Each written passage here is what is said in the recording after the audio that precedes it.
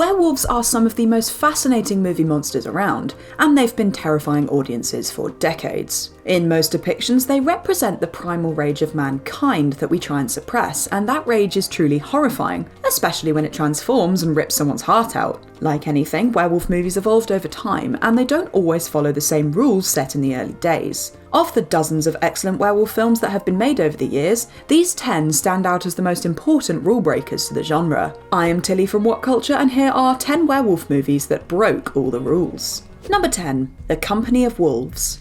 The Company of Wolves is a werewolf movie like no other, as it can best be described as an Inception-esque dreamscape of gothic horror, evoking the fairy tale adventures of the Brothers Grimm. The primary focus of the film is the tale of Little Red Riding Hood. The movie focuses on Sarah Patterson's Rosaleen, a modern interpretation of Hood, representing the female victim common in Grimm's fairy tales. Rosaleen dreams that she's living in a 17th century Gothic village surrounded by a bloodthirsty band of wolves found in the forest. The movie works as a revisionist fairy tale that explores the storytelling methods of female victimhood, and yes, there are werewolves. Rosaleen's grandmother, as played by the inimitable Angela Lansbury, has filled her head with tales of werewolves, saying, "They're nice as pie until they've had their way with you, but once the bloom is gone, the beast comes out." The beast definitely does come out, and the film is filled with subsequent gore. The Company of Wolves broke the rules of werewolf movies by restructuring them into a dream within a dream. This makes them into a gory nuance of the plot, which is less about werewolves and more about the way parables control female sexuality and victimhood. Number 9. Ginger Snaps.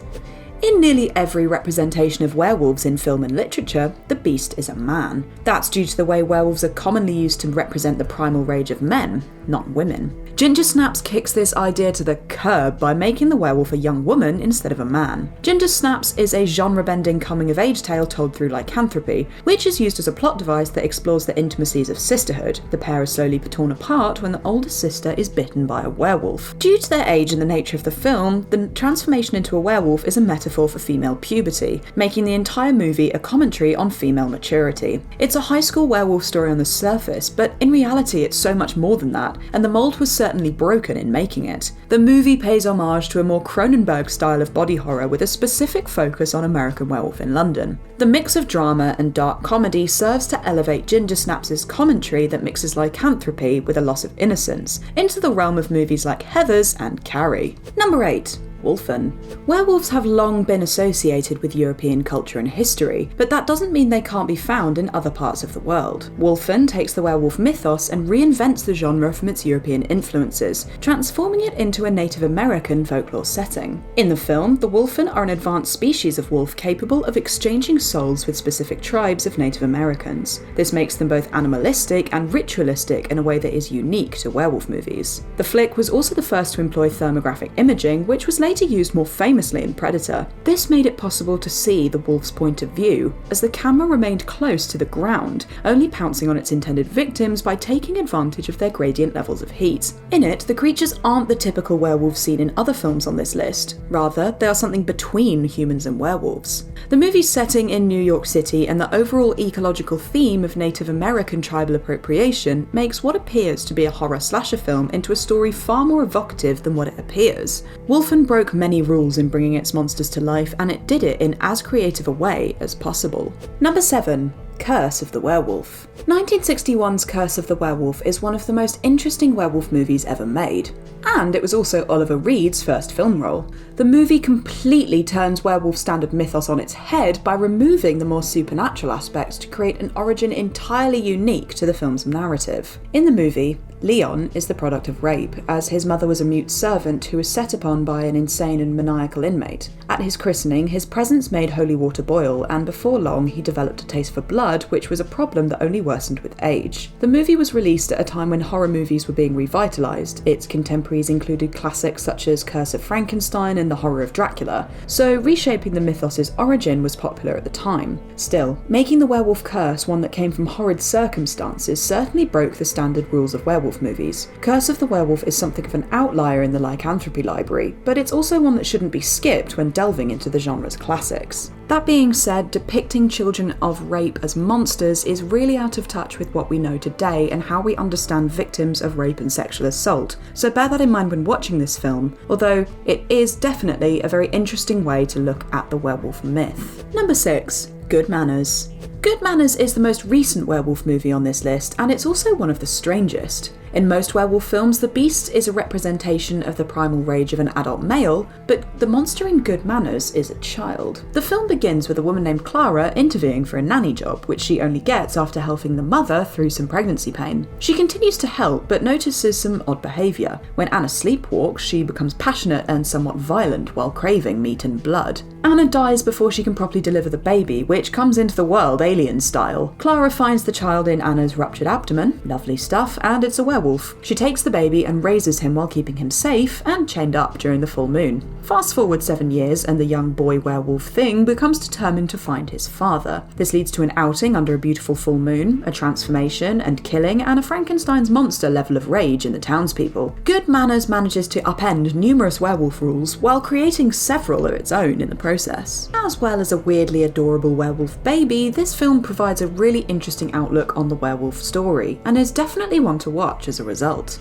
Number 5. Dog Soldiers. If you've never seen Dog Soldiers and are interested in a brief synopsis, imagine you're watching Night of the Living Dead meets 300 meets werewolves. What's not to love? The movie is set in the Scottish Highlands and features a squad of soldiers who fight and make a stand against some of the best representations of werewolves in film. The movie relied on practical effects, using full-body werewolf costumes that would frighten even the dead. The use of practical effects, coupled with the constant fear of death at the monster's clawed hands, results in an intense action movie steeped in classic horror elements.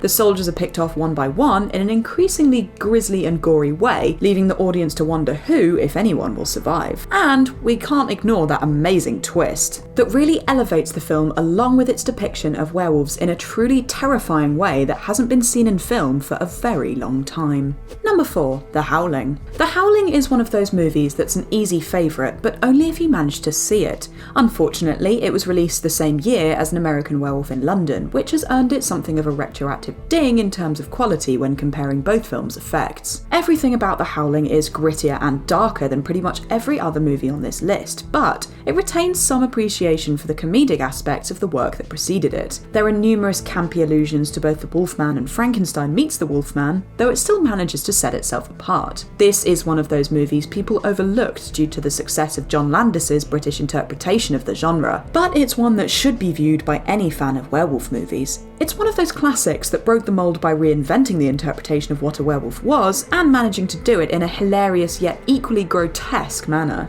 Number 4. Wolf. If you're looking for a werewolf movie that utterly screams 90s cinema, you need to look no further than Wolf. The movie stars Jack Nicholson as a publisher who's just been fired when he gets bitten by an animal on the side of the road. This begins his transformation into a werewolf, so you could easily say he gets the worst day ever. He becomes bolder and more confrontational as the animal inside begins to take control, which makes it unlike typical werewolf transformations found in other films on this list. It also makes the werewolf less of a monster and more of a symbol used to explore the fury that grows within Jack Nicholson's character. The movie manages to do this while remaining fresh and fun, including a hilarious scene where Nicholson marks his territory all over James Spader's shoe. If you're looking for a werewolf movie that's unlike any other, you've found it in Wolf. Number 2. Teen Wolf. If there's one thing that's remained true of almost every werewolf movie in history, it's that the films are always horrors. They could be suspense, slasher, or something else entirely, but at their very core, the movies are meant to impose fear while telling a story about the nature of rage.